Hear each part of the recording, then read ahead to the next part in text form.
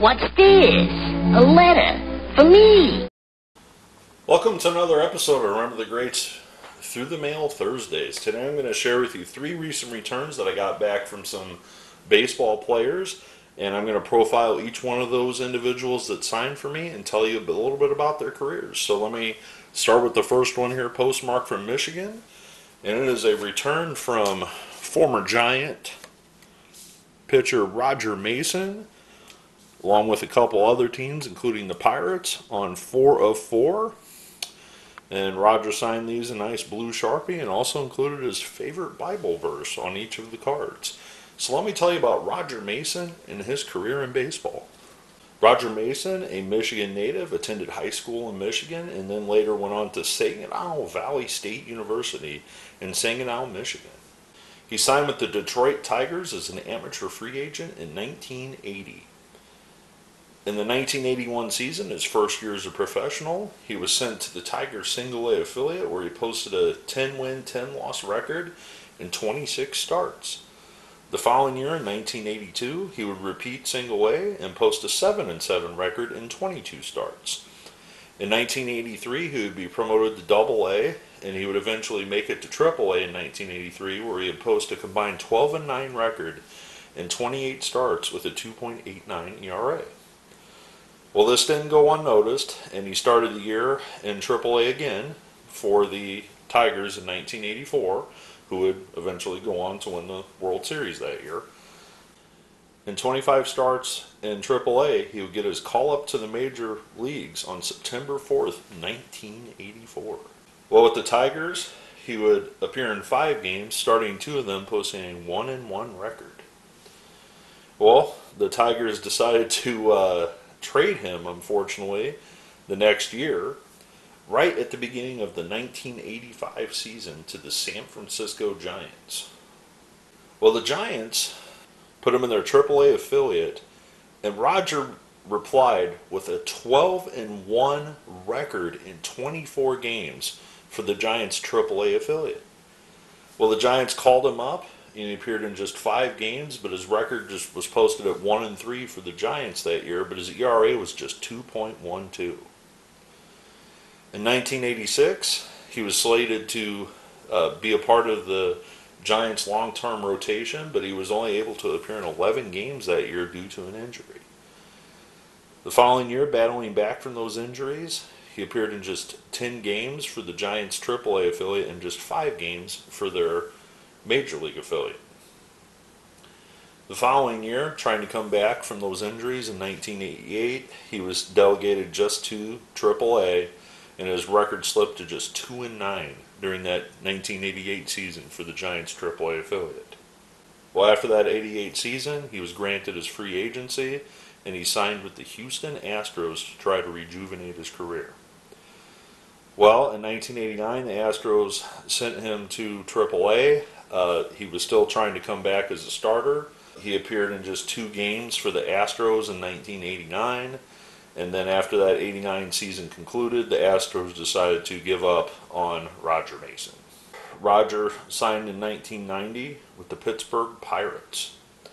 The Pirates decided to send him to AAA, and that's where they converted him to mainly a relief pitcher. And at age 32, Roger posted a 3-5 record and a 2.10 ERA, but did not get a call up to the majors that year.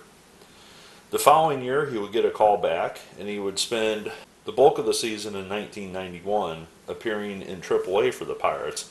However, they did call him up for 24 games where he responded with a 3-2 record and just a 3.03 ERA out of their bullpen. Well, the following year in 1992, the 34-year-old Mason earned a spot in the Pirates bullpen, and he posted a 5-7 record in 65 games that 92 season with the Pirates. Despite having a decent season with the Pirates decided to let him go, and he signed as a free agent with the New York Mets. His time in New York didn't last long because just about a week and a half later, the New York Mets traded him along with another minor leaguer to the San Diego Padres for Mike Maddox, Greg's brother. Well, despite signing the contract with the Mets, he was traded to San Diego, and he became a relief pitcher for the Padres bullpen. And in 34 games for the Padres, he split the season between San Diego and Philadelphia that 1993 season. He finished out the 93 season as a Philly and then re-signed with the Phillies, and the Phillies put him in their bullpen for just 6 games that following year in 1994 before they traded him to the New York Mets, the team that originally traded him after April of 1994. Well, with the Mets, Roger stayed in the bullpen, appeared in 41 games that year for the Mets, posted a 2-4 record and a 3.51 ERA in that strike-shortened season at 36 years old. Well, Roger became another victim of the strike, and he was granted his free agency after that 94 season. He did try to make a brief comeback with the Pirates, however, that was not successful. And after that 1995 season comeback, Roger decided to retire from baseball as a player. Roger would move back to Michigan, and he would eventually get involved with coaching with the independent league, the Traverse City Beach Bums. So Roger would go on to coach for the Traverse City Beach Bums for a number of years, giving his knowledge of baseball to those independent league players. So very happy to add Roger Mason to my collection. Never gotten him before, so we'll move on to the next one. All right, so the next one is postmarked from Florida, and it is one from my all-time Orioles collection here, Dave Schmidt, on 1, 2, 3, and 4, him as an Expo. But I was able to get another one for my all-time Orioles Coke Crown Gas card set. So let me tell you about Dave Schmidt and his career in baseball. Dave Schmidt, also a Michigan native, was drafted by the Texas Rangers in the 24th round out of UCLA in the 1979 draft. Well, after signing his professional contract with the Rangers, they assigned him to the rookie ball affiliate where he posted a 2-2 record in 1979. The following year, he would split time between A and AA for the Rangers affiliates, where he started 23 games, posting a 12-7 record with a 3.07 ERA. Well, in 1981, he would split time between AA and AAA, this time appearing in 15 games as a starter for the Rangers AA and AAA affiliates before getting the call up on May 1st, 1981 to the major leagues by the Rangers. He would appear in 14 games for the Rangers that year, mainly in relief, just making one start, but he would post a record of 0 wins and 1 loss with a 3.13 ERA. Well, the following year, 1982, Dave was part of the Rangers bullpen, posting a 4-6 record in 33 games with 8 spot starts and posting a 3.20 ERA. From 1983 to 1985, Dave would be a staple of the Texas Rangers bullpen, posting excellent records each of those seasons, having an ERA under 4 each of those seasons with an ERA in 1984 of just 2.56. Well, after the 85 season concluded, he was traded by the Texas Rangers to the Chicago White Sox, and this is what eventually brought Scott Fletcher to the White Sox. And in his 1 year with the White Sox, he would appear in 49 games for the White Sox, posting a 3-6 record with a 3.31 ERA. Well, despite this, the White Sox decided to release him from his contract, and he signed then with the Baltimore Orioles. Dave would have an excellent season his first year with the Orioles, posting 10 wins and 5 losses in 35 games and 14 games started for those Orioles. Well, in 1988, he would return to the Orioles, and if a lot of you know, the 88 Orioles were a miserable team. So, despite that miserable team, he did post an 8-5 win-loss record and a 3.40 ERA in 41 games. Well, in 1989, the Orioles decided to make him a starter, and he started in 26 of 38 games, but he posted just a 10-win and 13-loss record and an ERA that was 5.69. So, moral of the story is Dave was very effective as a relief pitcher, somewhat effective as a starter. So, after that 89 season, Dave went free agent again and signed with the Montreal Expos. Dave would spend the 1990 season in the major leagues for the Expos, as you can see there. And he would appear in 34 games for the Expos. The following year, in 1991, he would have some issues in the major leagues for the Expos, appearing in just 4 games. And the Expos decided to send him down to AAA to get things right, battling some injuries. And in his stop in the minor leagues, he appeared in 33 games and posted a 1-4 record with a 3 ERA. Well, despite having that decent record in AAA, the Expos decided to let him go. Dave decided to sign with the Seattle Mariners. However, after just a couple months with the Mariners organization, he was released in 1992, and they would sign with the Oakland A's for the remainder of the 1992 season. The A's, however, did not bring him up to the majors, and he would finish out the year in AAA for the Oakland A's, finishing out his career. Well, after his playing career, Dave actually got involved with his team that he had his most success with, the Baltimore Orioles, and he worked at almost every level in pitching for the Orioles. He was a special assistant to the GM, he was a pitching coach, he was whatever, and still to this day, Dave resides in Florida, and he is kind of the rehab pitching coordinator for the Baltimore Orioles. So if somebody gets injured that works in the Orioles system, whether it's a minor league or a major league or whatever, when they get sent down, Dave is the guy that works with them and tries to get them back to where they need to be able to pitch again. So Dave is still doing that to this day, as far as I know, and we'll move on to the next one, and thank you very much for signing these for me. All right, this final one, if you don't know Dave Schmidt or Roger Mason, this final one you most likely are going to remember because this guy played 21 years in the major leagues. I am not joking. This guy had a 21-year major league career. So if you grew up during the 80s and 90s, you most likely know this name. And that name is Rick Honeycutt, former Dodger, pitching coach, pitcher, Oakland A.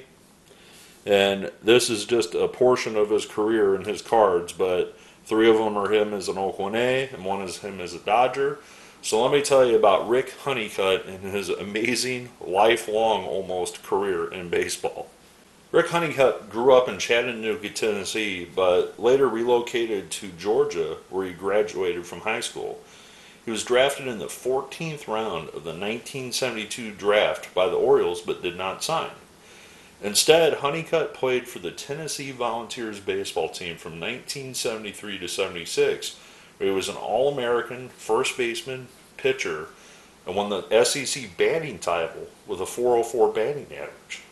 Honeycutt was drafted again in the 17th round in the 76 draft by the Pittsburgh Pirates. After 1.5 seasons in their minor league system, the Pirates decided to trade him to the Seattle Mariners in August of 1977 to complete a trade for pitcher Dave Pagan. Well, after the trade, Seattle put him in their bullpen, and Honeycutt made his major league debut on August 24th, 1977 against the Toronto Blue Jays.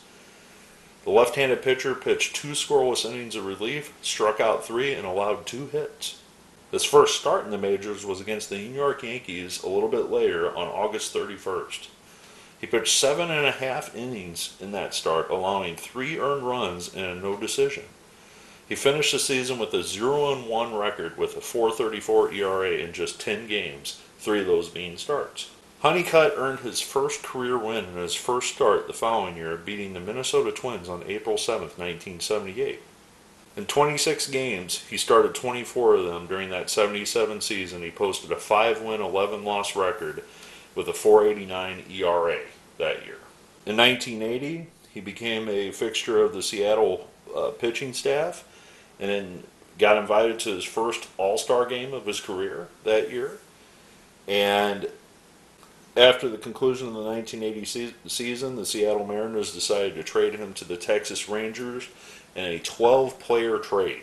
So he was one of 12 players traded, an even amount basically going to each side, to Seattle and Texas.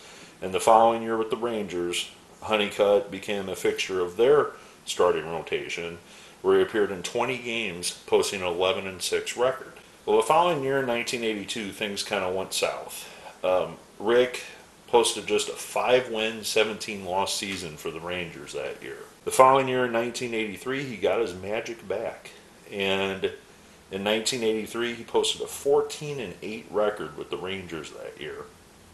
And the Rangers decided to trade him, as the Dodgers were making a push for the playoffs, to the Los Angeles Dodgers for a player to be named later, Dave Stewart, and $200,000 cash. So this is how Dave Stewart became a Texas Ranger. Well, with the Dodgers, they pushed forward, trying to make him a starter in 7 games for that 83 season. And in 1984, Rick was part of the pitching staff for the Los Angeles Dodgers at 30 years old.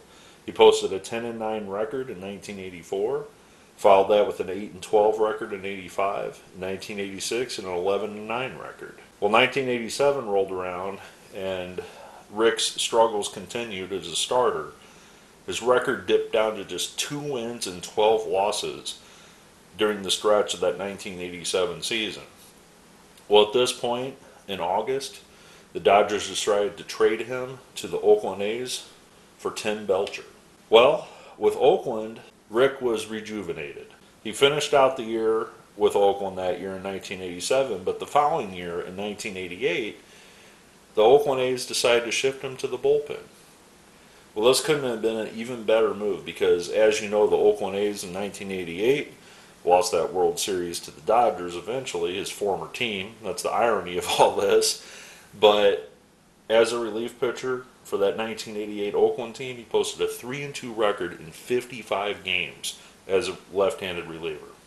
Well, in 1989, the record would get even better. In 64 games, he would post a 2-win, 2-loss record with a 2.35 ERA, helped marching the Oakland A's to their World Series title of 1989. In 1990, he would have another spectacular season, helping lead the A's to another World Series appearance, appearing in 63 games, posting the same record, and posting a 2.70 ERA. At 37 years old, in 1991, he appeared in 43 games for the A's. He would finish through the 1993 season with Oakland, and in his 1993 season, at 39 years old, he appeared in 52 games and posted a 2.81 ERA. So despite having these awesome numbers at 39 years old, the Oakland A's decided to let him go, and he wound up signing with the Texas Rangers, again, the team that he spent a lot of his career with. At 40 years old, he spent that one season with Texas, and then in 1995, at 41, he came back to Oakland. Well, he proved everybody wrong by appearing in 49 games for the A's that year, posting a 2.42 ERA. Right at the end of the season, the New York Yankees, making a push for the World Series, purchased the contractor Rick Honeycutt at 41 years old. In 1995, Rick appeared in 3 games for the Yankees as a part of their pitching relief corps.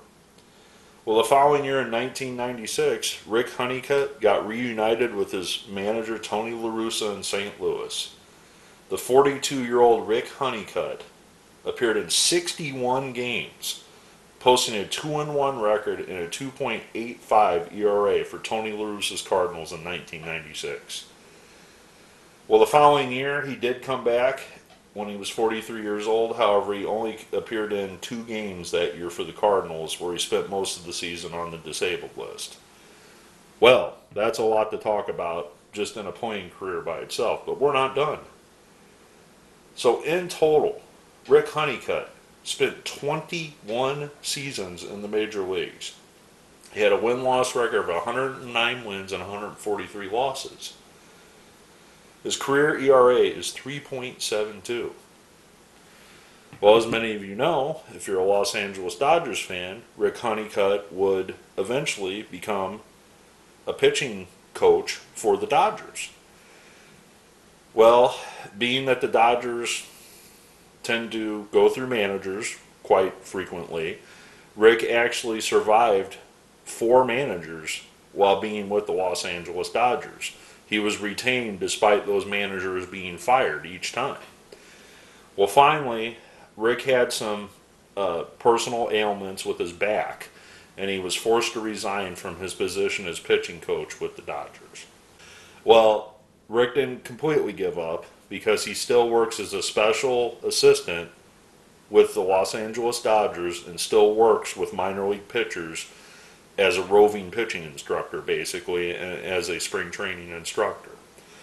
So, amazing career. Glad to have Rick Honeycutt back. Glad to get Dave Schmidt back, with the exception of, the Orioles crown card here that I showed you.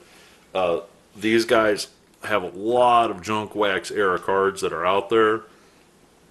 You can get a lot of these cards just by simply going through all your junk wax stuff and going through them. Rick Honeycutt, with a 21-year career, has tons of cards out there. If you are interested in writing Rick, I would recommend doing it during the off season, which is coming up very soon, as he's very busy during the baseball season because he travels and helps pitchers in the Dodger system. So thank you very much for everyone that signed for me, Roger, Dave, and Rick. I look forward to your comments below. And as always, happy collecting.